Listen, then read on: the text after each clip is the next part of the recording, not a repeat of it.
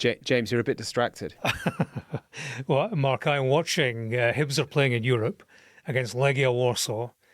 They were winning. It got to 4 minutes injury time. Legia equalised and we're into extra time. Are you? You're a Hibs fan, yeah? I'm not. You know that. Are you on know that, tenterhooks? James. You know I'm not. No. You always show me up when it comes to soccer. Trust me, you're not missing anything. Swindon Town is my team. How come?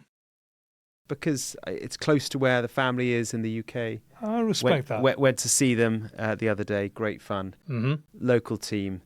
Access to the players for the kids. It's great. Oh, well done you. Proper football, proper fan. I'm Mark Stone. And I'm James Matthews. On today's episode, it's a Trump 100 Sky News Daily special. That's because Trump is getting back to his old apprentice days. Donald Trump, you're fired. And you, and you, and you. You get the idea. We'll be asking why. Yes, and I've been out on the streets of Washington, D.C. We've talked a fair bit about the National Guard on the streets of the nation's capital, but what have they been up to? And what is it hiding about the other stuff that's going on? Immigration raids, they have been happening here, and I've seen it up close. James, before we get into the ICE raids, this week is a week where the flags have been at half-mast across the country after yet another mass shooting in the United States. At a church in Minneapolis, primary school-age children shot in their first week of the school year while they were attending morning mass. 2 died, many others were injured. The mayor of Minneapolis, Jacob Frey, justifiably horrified. These were Minneapolis families. These were American families. And the amount of pain that they are suffering right now is extraordinary. And don't just say this is about thoughts and prayers right now. These kids were literally praying. It was the first week of school. They were in a church. And so again, James, the debate over gun ownership in the United States. You and I, we've reported on many mass shootings, haven't we? It never gets any easier. Sure, it never does. And you know what, Mark? I've actually happily not covered many mass shootings. The one that I definitely did was in Dunblane, 1996. I remember being in bed, a day off, got a call to say one person might have been shot in Dunblane. By the time I got to the phone, 12 people had been killed. And of course, the death count rose to 17. We've had other mass shooting events in the UK since then, but they are thankfully a rare occurrence because the country has banned handguns and semi-automatic weapons. I'm struck, I don't know about you, but the coverage of this particular shooting, all the discussion I've heard has been about avoidance, about spotting warning signs. Very little talk about weapons themselves, this business of restricting access to guns. It's almost as if that's not part of the conversation anymore, which to me is depressing. Yeah, but it never is. It's all about mental illness. It's about the person, not the gun, and not the fact that the person can get the gun very easily. You mentioned Dunblane. Often people who are pro-gun ownership in the United States will say, well, look, you have mass shootings here in Europe, you have them all the time. We have mass shootings very, very rarely in Europe. They happen so often here. There's an organisation called the Gun Violence Archive. Every time there's a mass shooting, I head to their website just to remind myself of the extraordinary numbers, and they are horrific. As of this week, including what happened in Minneapolis, there have been 834 American children and teenagers killed in the United States. 834. A further 2,237 children and teenagers have been injured by gunfire in the United States. Which is fewer than this time last year. So better, or at least less bad this year than last year. But of course, it's all relative. Yeah, it's very depressing, very depressing.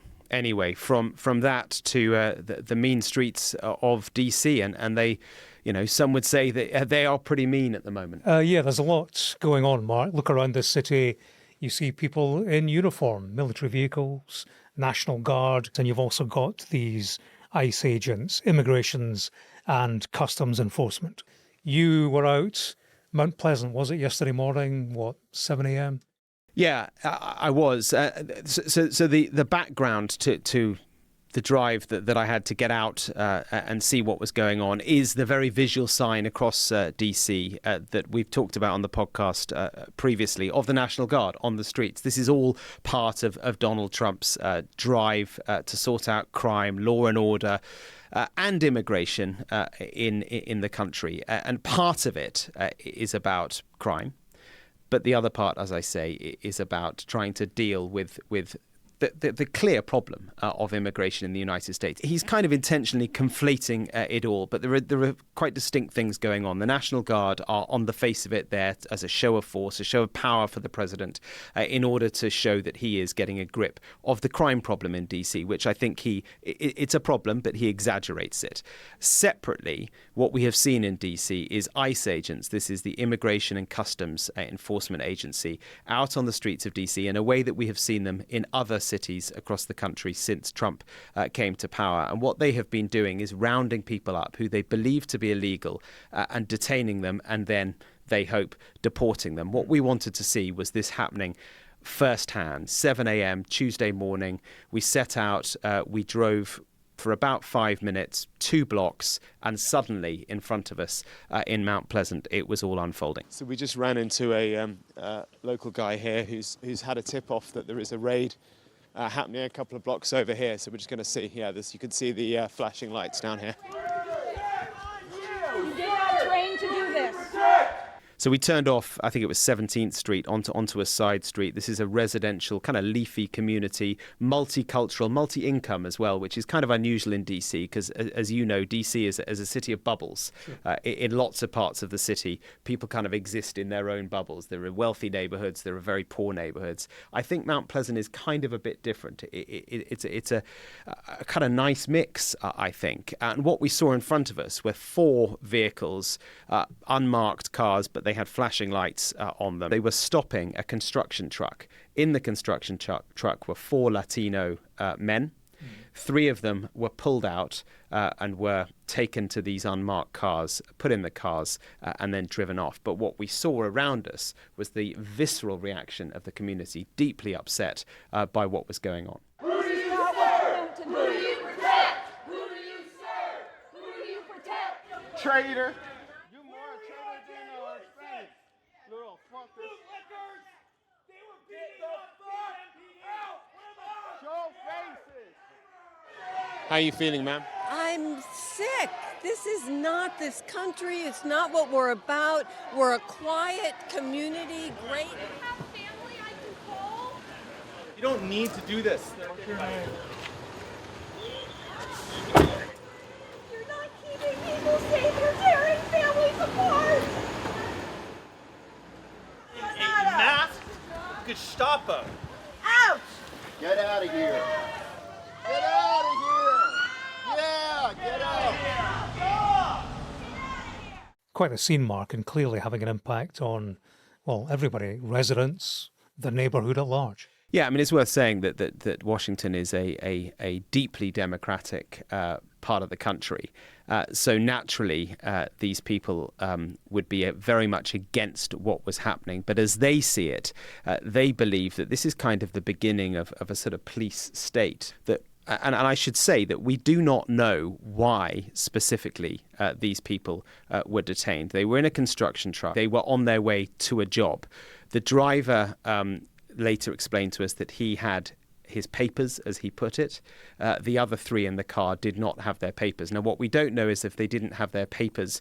By that, I mean their visas or whatever it is that allows them legally to be in the country. Either they didn't have them on them at that point, or they're here illegally. We don't know the answer to that. We've contacted ICE to try and find out, why they arrested these people. But what appears to be happening, and there are examples of it right across the country, is that speculatively, these ICE agents are just pulling over vehicles where they see, frankly, people with brown skin, and then they're asking them what their legal right is to be in the country. And if they can't provide that legal right there and then, evidence of it, then they are taken away. And that, for the people of Mount Pleasant and for people who worry about Donald Trump and his agenda, is deeply, deeply disturbing. Yeah, 7 a.m., people going to work, the rush hour, kids starting school.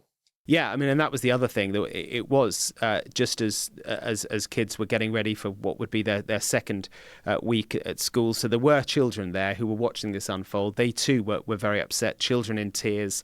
And one of the mothers said to me, look, and actually shouted at the police officers as well. And I say police officers, side point, but they say police on, but they're wearing jeans. They're kind of, they look almost like some sort of a militia rather than an official law enforcement. They don't sort of display precisely which units they're from. They're not from the DC Metropolitan Police. So that's an issue as well. But the mother said to me, she said, look, we teach our children to trust the police force. Now we are having to tell our children, do not trust the police. I've lived here for 47 years and I've never seen anything like this. They are occupying the city and our neighborhoods. They are brutalizing people. They are taking people for no reason. We don't want them here. This is a Donald Trump dominance performance. Get out of our city! That for these people is it's worrying indeed. Muriel Bowser, the Democrat mayor of Washington, D.C., she has given a news conference.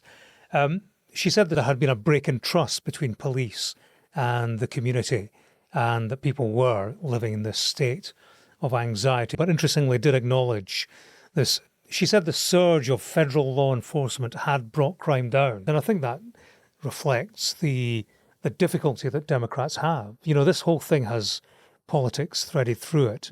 And Trump will think that he has his opponents in a snooker. He's hammering crime as an issue. And who doesn't want crime to come down? How do you argue against it when it does come down? You know, people's focus is the figures, not necessarily the arguments beyond that, the cost, the notion of the president with increased control over a military, without the appropriate checks and balances. And that, of course, is the bigger discussion. Yeah. Trump's law, order and control sweep is, I think, as I said, an intentional conflation of different problems. Violent crime does appear to be down over the past few weeks in the city. Good news, of course, although that's not down to the National Guard, who have not been mainly deployed in the crime-challenged areas. Indeed, they were spotted picking up litter near the White House this week, kind of amusingly wearing their khaki, but also high-vis jackets as well. There are fewer homeless camps in the city because Donald Trump has ordered the camps to be cleared. It's not as though those people have been housed. They have simply been moved on. And then, of course, there is the immigrant thing, the roundup, speculative detentions based on colour.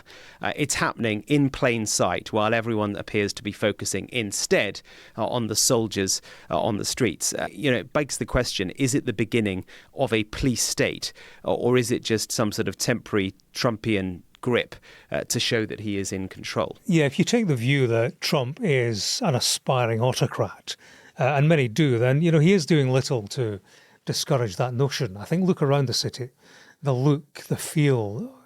There is a feel of creeping authoritarianism. I think we see the furniture being put in place piece by piece, which will desensitize people to the presence of armed military on the streets.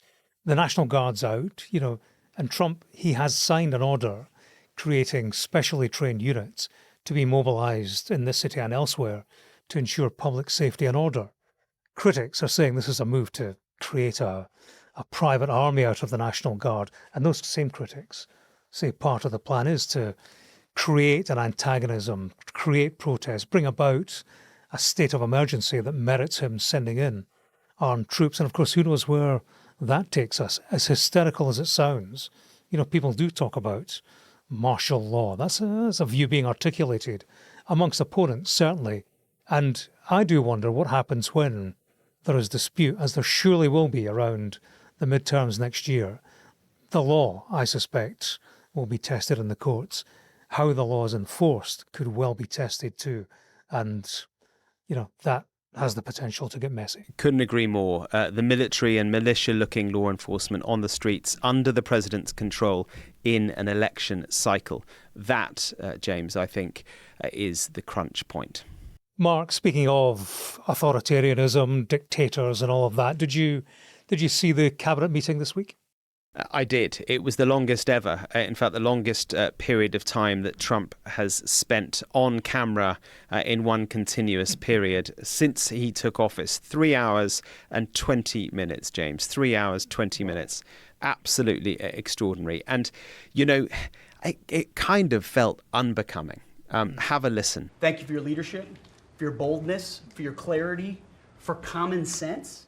Mr. President, working for this government, for you, is the greatest honor of my life. You have brought us back from the edge. The country just feels different.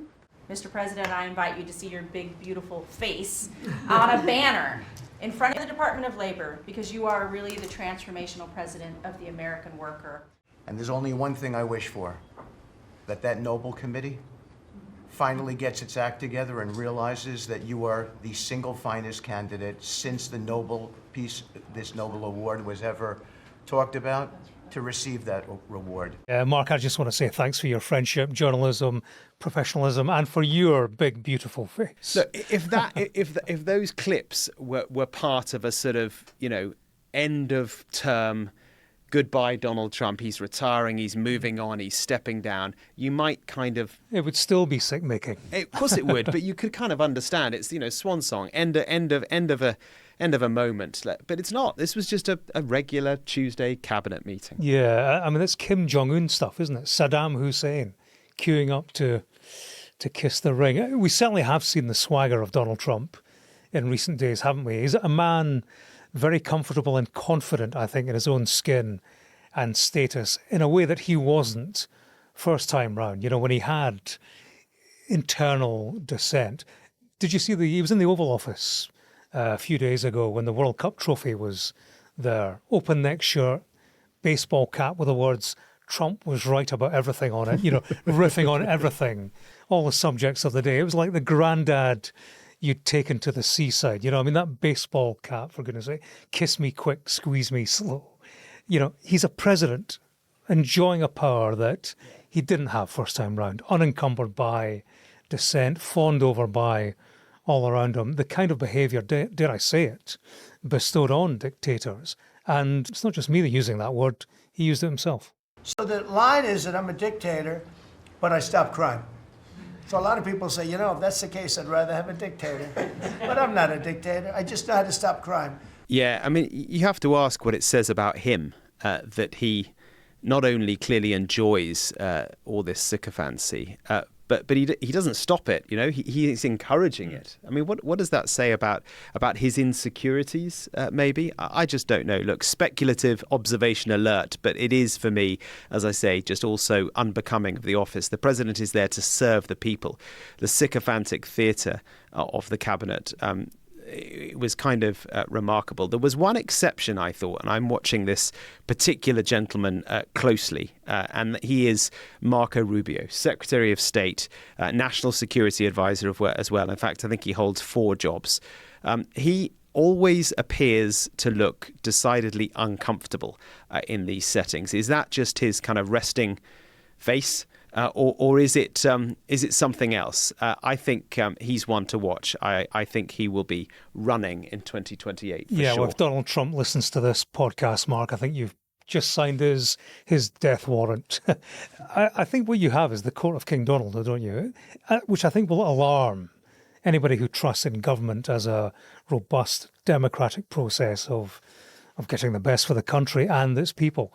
Everyone around that table has a responsibility to represent the public interest.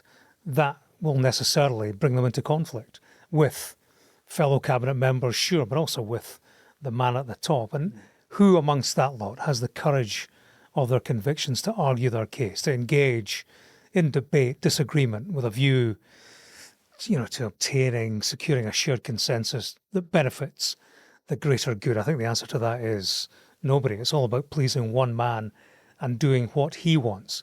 That's unhealthy, and it's not how democracy should operate. You know, cartoon stuff. Yeah, the last voice you heard in our little compile there of sycophancy, the compile of praise, was Steve Witkoff, Donald Trump's Middle East envoy, and of course the sort of envoy to Ukraine, Russia as well. You are, he said, the finest single candidate for the Nobel Peace Prize.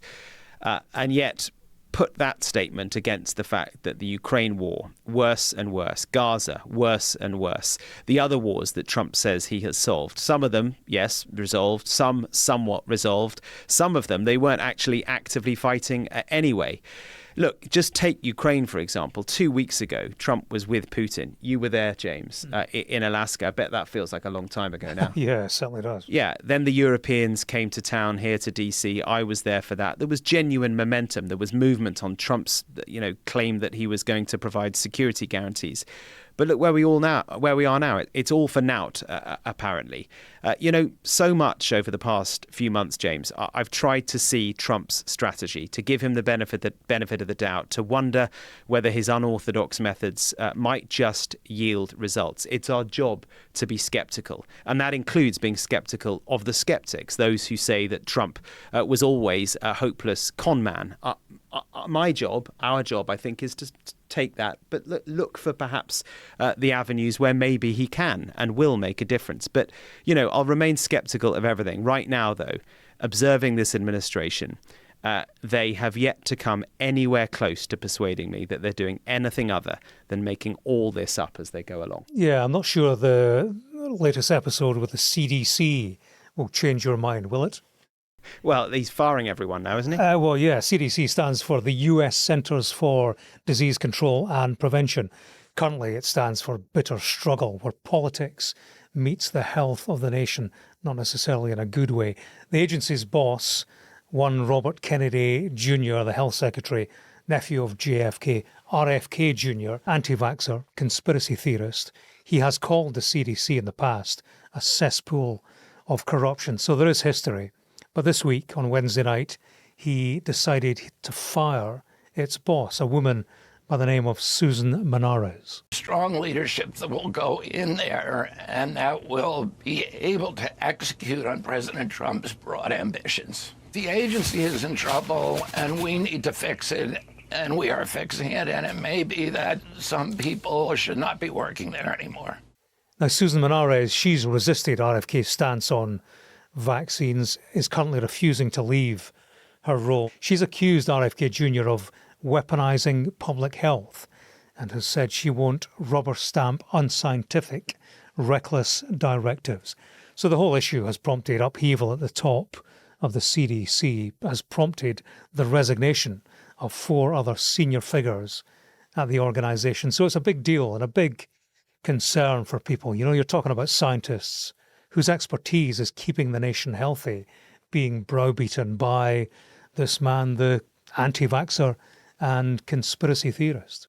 Yeah, there's also the fact that the order to fire her came from above, from the Oval Office. Donald Trump's opponents see another stage in the effort to deconstruct the administrative state. This is Donald Trump meddling in institutions he has no power to control, they say, exerting power well beyond his jurisdiction. It's not the first time that it's happened this week. On Thursday, a Federal Reserve Governor, Lisa Cook, sued Trump, saying that he had fired her illegally. She's also refusing to leave. She is a Democrat appointee to the board, and sacking her would give Trump the power to appoint a conservative economist instead. It is a power grab, say skeptics, for the president to have more control over things like interest rates as he continues to try and get rid of the Fed chair, Jerome Powell. Look, James, I don't think we can avoid the conclusion that this is a president determined to have more. He has said as much: more power, more overreach, more relevance, and even more gold in the Oval Office. It's certainly looking gaudier by the day. His supporters would have it no other way.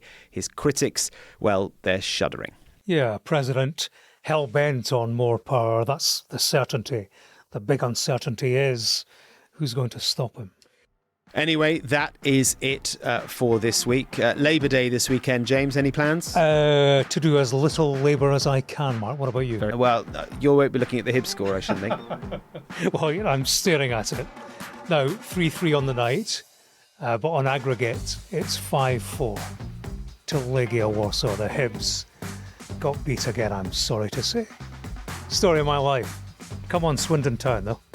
Anyway, you know the email address, trump100@sky.uk. On socials as well. Leave a comment, we'll find them, and we will respond if we can. But that is it for this week. Bye-bye for now. All the best.